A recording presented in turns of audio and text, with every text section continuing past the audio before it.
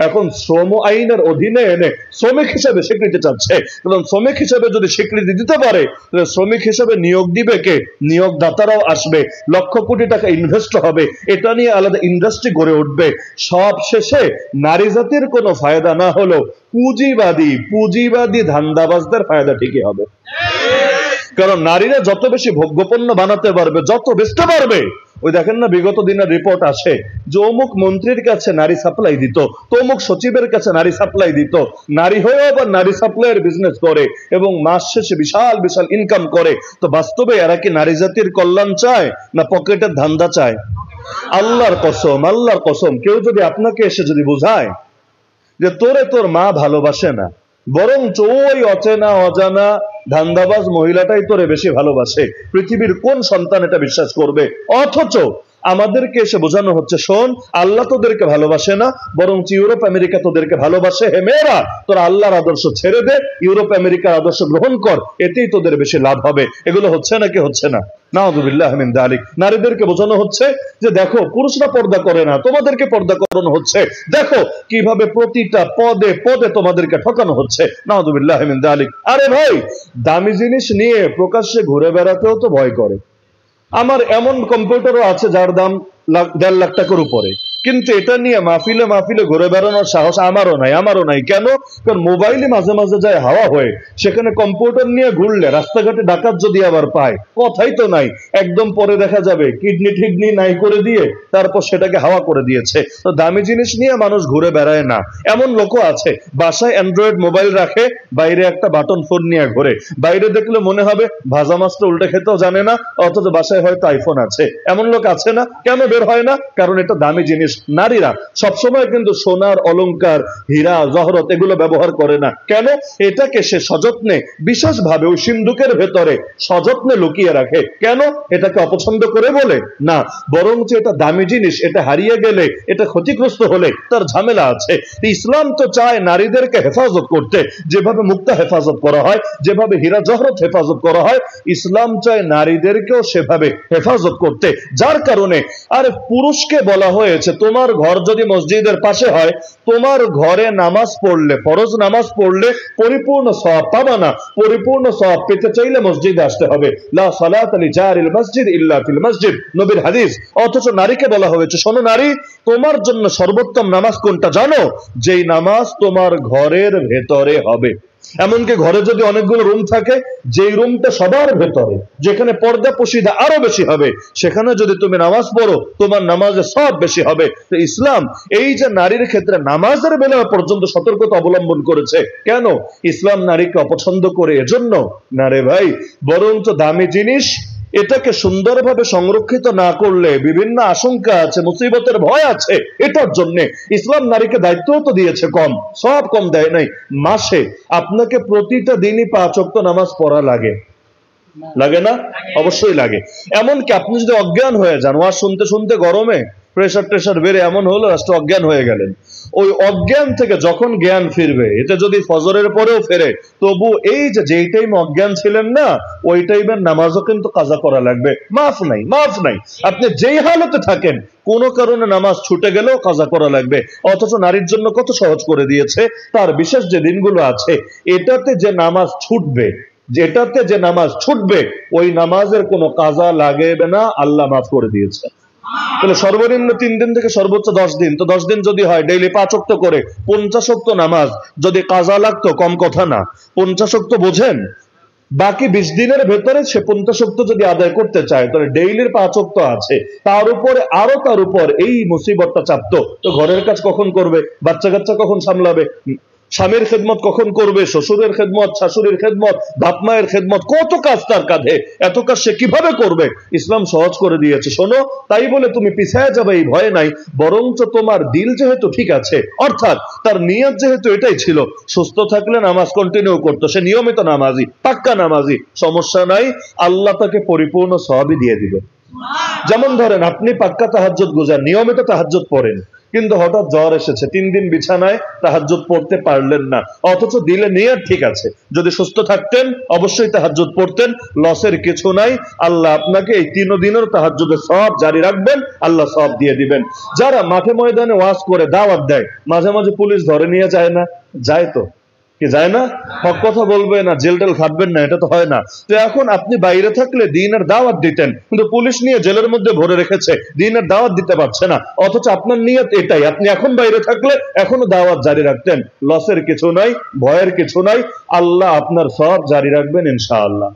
أما بعد فأعوذ بالله من الشيطان الرجيم بسم الله الرحمن الرحيم لقد كان لكم في رسول الله أسوة حسنة لمن كان يرجو الله واليوم الآخر وذكر الله كثيرا وقال النبي صلى الله تعالى عليه وسلم استوصوا بالنساء خيرا آمنت بالله صدق الله العلي العظيم وبلغنا رسوله النبي الكريم আজকের এই মাহফিলের সম্মানিত সভাপতি, উপস্থিত আমার সাথে ওয়াজিবুল ইহতারাম হযরত উলামায়ে কেরাম, এলাকার গণ্যমান্য মুরব্বীগণ, স্থানীয় এবং দূর দূরান্ত থেকে আগত দিন দরদি কোরআন প্রেমী তাওহীদি জনতা এবং পর্দার আড়ালে থাকা মা বোনেরা, লম্বা চড়া আলোচনা করব না, অতি অল্প সময়ের মধ্যে মৌলিক 2-1টা বার্তা আলোচ করে আলোচনায় টানবো ইনশাআল্লাহ। তাছাড়া মাইকে যে হারে শ্বাস টানছে, যদিও মাইকওয়ালা এর জন্য দায়ী করেছে জেনারেটরকে, তাহলে তার দোষ দিয়ে লাভ নাই, যতক্ষণ বিদ্যুৎ থাকবে না হয়তো এভাবেই চলবে। তো যার কারণে লম্বা চড়া কথা বলাও কঠিন, তো অল্প সময় 2-1টা বার্তা আলোচ করে আলোচনায় টানবো ইনশাআল্লাহ। 1 নম্বর বিষয় হলো আল্লাহ রাব্বুল আলামিন হলো আরহামুর রাহিমিন, খালি রহমানুর রাহিমিন না, আরহামুর রাহিমিন।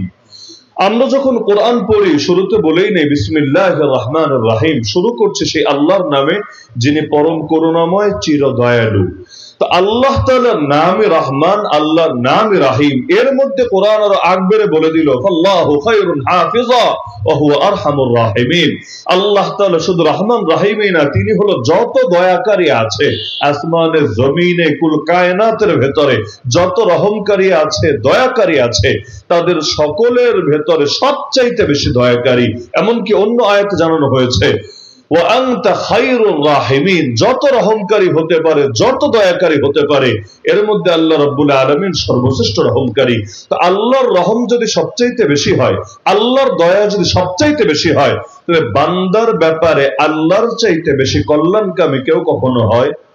সেই বান্দা পুরুষই হোক, সেই বান্দা নারী হোক। আমরা বিশ্বাস করি একজন মা তার সন্তানকে যতটা ভালোবাসে, আল্লাহ রাব্বুল আলামিন তার বান্দাকে এর চাইতেও 1000 গুণ, লক্ষ গুণ, কোটি গুণ, এমনকি কোটি শব্দ বললেও ভুল হবে, কারণ কোটিরও তো একটা সীমা আছে, কিন্তু আল্লাহর ভালোবাসা এত বেশি, এত বেশি, যেটাকে প্রকাশ করার মতো কোনো শব্দ আমার কেন কারোই জানা নাই, এত বেশি। তো আল্লাহ তাআলা যদি তার বান্দাকে আসলেই এত বেশি ভালোবাসে, এত বেশি কল্যাণকামী হয়, তো আল্লাহ তাআলা যেই বিধানটা বান্দার জন্য দিবেন, এতে কি বান্দার লাভ হবে না লস হবে? যদি এতটুকু বিশ্বাস কারো ভেতরে না থাকে, তাকে ঈমানদার কিভাবে বলে? তো আল্লাহ রাব্বুল আলামিন পুরুষকে কিছু বিধান দিয়েছেন, নারীকে কিছু বিধান দিয়েছেন। কেন দিয়েছেন? আল্লাহ বিধান এজন্য দেন না যে আমরা সবাই যদি আল্লাহর বিধান মানি আল্লাহর অনেক লাভ হবে, আর সবাই যদি না মানে আল্লাহর বিরাট লস হয়ে যাবে। যেমন আমরা আজকে মাগরিবের নামাজ পড়ে এখানে ওয়াজ শুনতে বসলাম, যদি এমন হতো আমরা একজনও মাগরিবের নামাজ না পড়তাম, এতে কি আল্লাহর রাজত্ব কমে যেত? আর যদি এমন হতো যে এলাকায় একটা লোক বেনামাজি থাকতো না, সবাই মাগরিবের নামাজে চলে আসতো, এতে কি আমার আল্লাহর রাজত্ব বেড়ে যেত? আরে আল্লাহ যত বিধান দিয়েছেন আমার আপনার ফায়দার জন্যই দিয়েছেন, এগুলো মানতে পারলে আমার লাভ, আপনার লাভ, সকলের লাভ। হ্যাঁ, মাঝে মাঝে অনেকে নিজের লাভ নিজে বোঝে না। যেমন ছোট বাচ্চা যদি বাসায় থাকে, দেখবেন বাচ্চার ভালো বাচ্চা নিজে বোঝে না। অনেক সময় তার ভালোটা বোঝানোর জন্য তারে মারতে হয়, তারে পিটাতে হয়, তারে শাসন করতে হয়। কারণ মুখের কথায় তাকে বোঝানোই যায় না যে বাচ্চা তুমি যেটা ভালো মনে করছো সেটা ভালো না, আমি যেটা তোমাকে বলছি ভালো, আসলে সেটাই ভালো। যেমন কয়জনের বাচ্চা এমন যারা পড়ালেখা করতে চায়, বিশেষ করে ওই যে ট্যাবলেট ক্যাপসুল সাইজের বাচ্চা যদি হয়, এগুলোরে পড়াতে গেলে খাওয়াতে গেলে কি কষ্টটা যে হয় এটা বাপেরা না বুঝলেও মায়েরা খুব ভালো মতো বোঝে। এই যে বাচ্চাগুলো পড়তে চায় না, কখনো বাবা মা কিন্তু মারে নাকি মারে না, কখনো মারে পিটায়, এমনকি মাঝে মাঝে দেখা যায় বিভিন্ন জায়গায় রশি দিয়ে বেঁধে রেখেছে, তুই পড়বি না, তোর পড়া লাগবে, না হলে তুই খেলতে যাবি, খেলতে যাওয়ার সুযোগ নাই।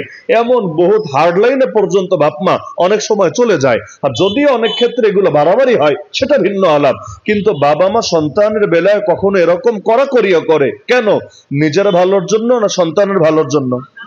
শিক্ষকরাও ছাত্রদেরকে মানুষ করার জন্য যে তিলে তিলে নিজেকে শেষ করে, এমনকি কখনো দরদ দিয়ে বলে, কখনো শাসন পর্যন্ত করে। আচ্ছা, বাচ্চারা যদি পড়ালেখা না করে তো লস কি শিক্ষকের না ছাত্রের? জীবন নষ্ট হলে অন নষ্ট হবে, শিক্ষকের কি আসবে আর কি যাবে? সে যদি আল্লাহর রাজি খুশি করার জন্য শিক্ষকতা করে, আল্লাহ সব তাকে ঠিকই দিয়ে দিবে। কত নবী এমন ছিলেন যার দাওয়াত 10 জন লোক গ্রহণ করেন, 10 জনও না, এত কম ছিল তার উম্মত। তো কি হয়েছে? সমস্যা কোথায়? আল্লাহ নবী বলেন কিয়ামতের দিন এমন নবী আসবে যার সঙ্গে 2 জন 3 জন উম্মত থাকবে, মানে সারা জীবনের সম্বল এই 2-3 জন বান্দা যারা কালেমা পড়ে মুসলমান হয়েছে। তো সেই নবীর কি বড় লস হয়ে গেছে? আপনাদের কি ধারণা বড় লস হয়ে গেছে? ওমা আলা রাসূল ইল্লাল বালাগুল মুবিন, রাসূলের দায়িত্ব হলো সুস্পষ্ট ভাবে পৌঁছে দেওয়া। কে মানলো আর কে মানলো না তা দেখা না, এটা তো বিচার করবেন স্বয়ং আল্লাহ। লাস্তা আলাইহিম বিমুসাইতির, হে নবী আপনি উম্মতের জন্য দারোগা না। ইল্লা মান তাওয়াল্লা ওয়া কাফার ফায়ুআযিবুহু আল্লাহুল আযাবাল আকবার ইন্না ইলাইনা ইয়াবাহুম সুম্মা ইন্না আলাইনা হিসাবাহুম। আরে যারা মুখ ফিরিয়ে নেবে, যারা কুফর অবলম্বন করবে, আল্লাহ তাদেরকে বড় শাস্তি দিবে।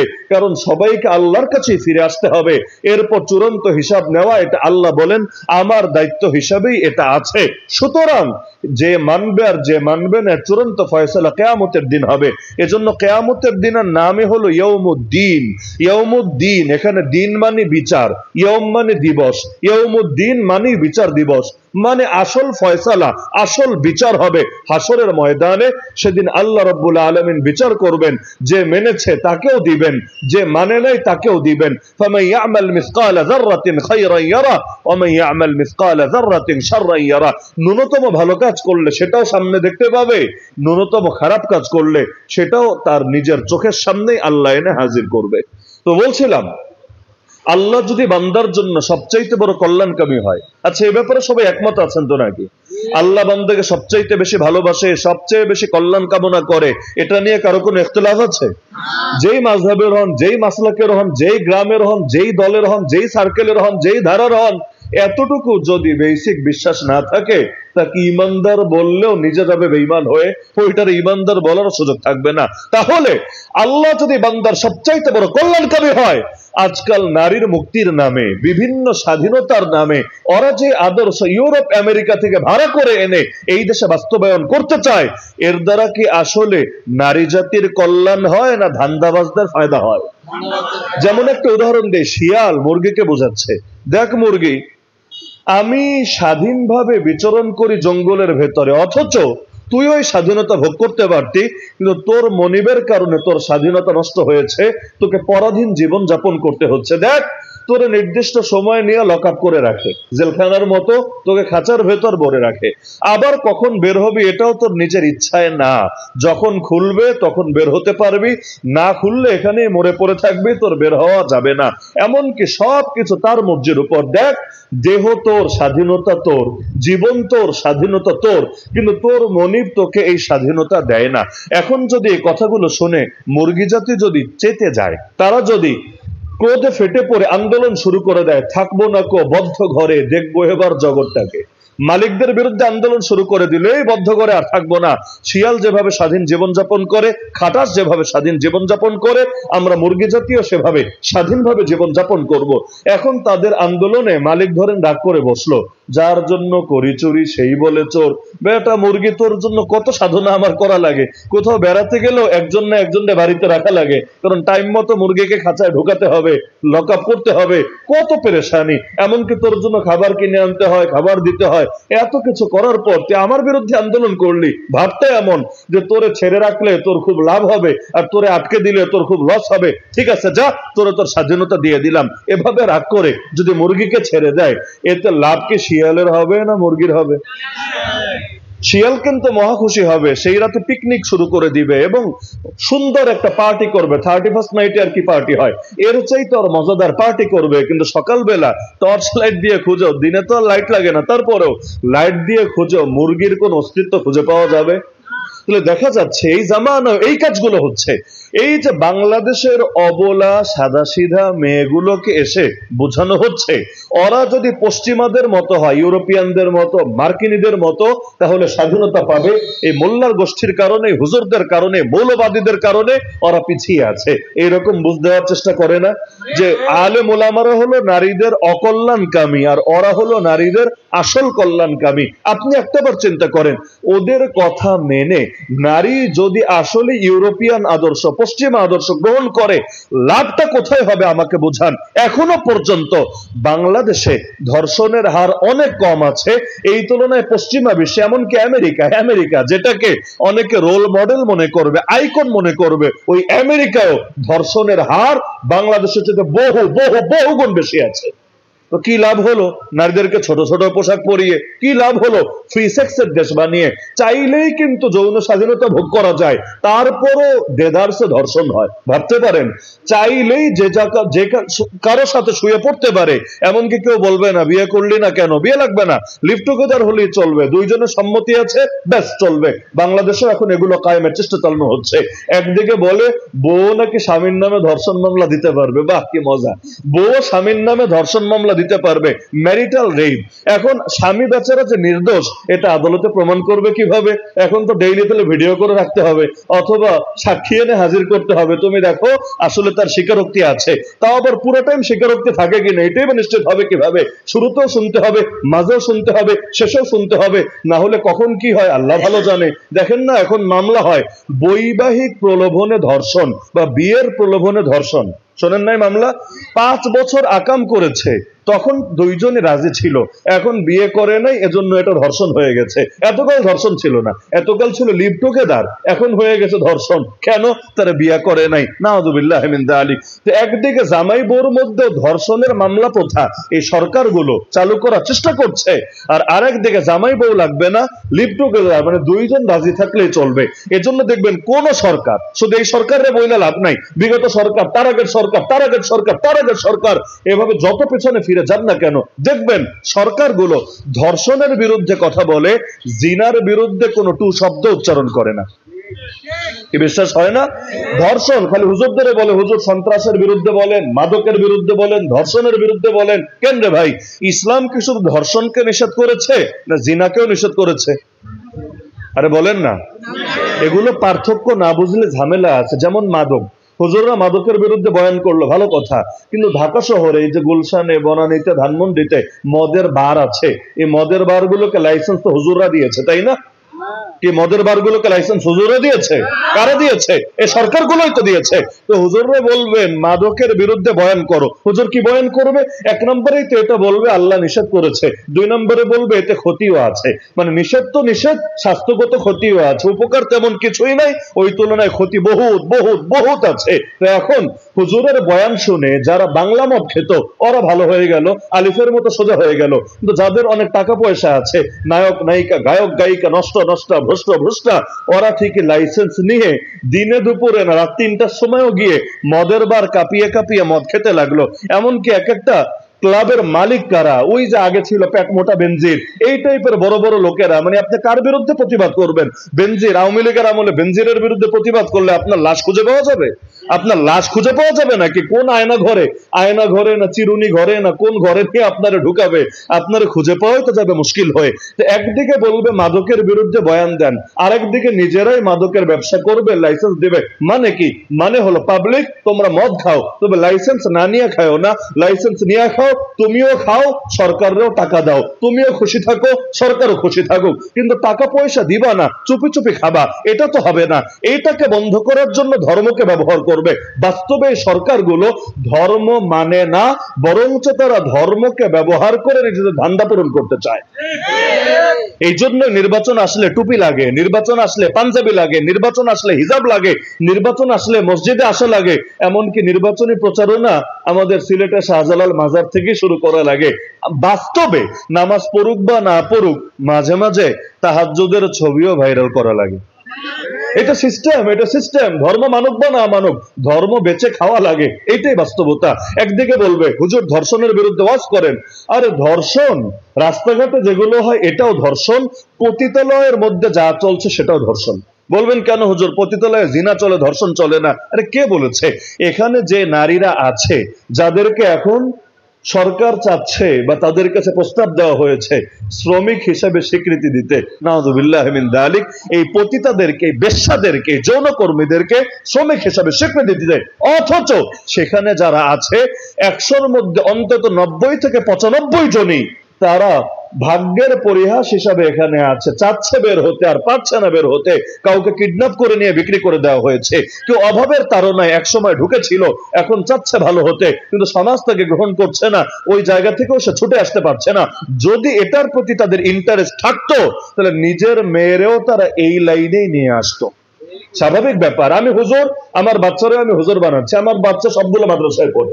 একইভাবে যারা ডাক্তার, অনেকে আছে নিজের বাচ্চারা ডাক্তার বানাতে চায়, ইঞ্জিনিয়ার নিজের বাচ্চার ইঞ্জিনিয়ার বানাতে চায়, টিচার নিজের বাচ্চাকে টিচার বানাতে চায়। কেন?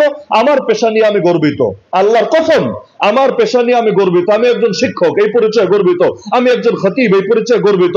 আমি একজন লেখক বক্তা, এই পরিচয় গর্বিত। এতে কোনো হীনমন্যতা নাই, ন্যূনতম হীনমন্যতা নাই। তা আমার বাচ্চাও যদি এই পরিচয়ে পরিচিত হয়, এটা আমার জন্য গর্বের বিষয় হবে, লজ্জার বিষয় হবে না।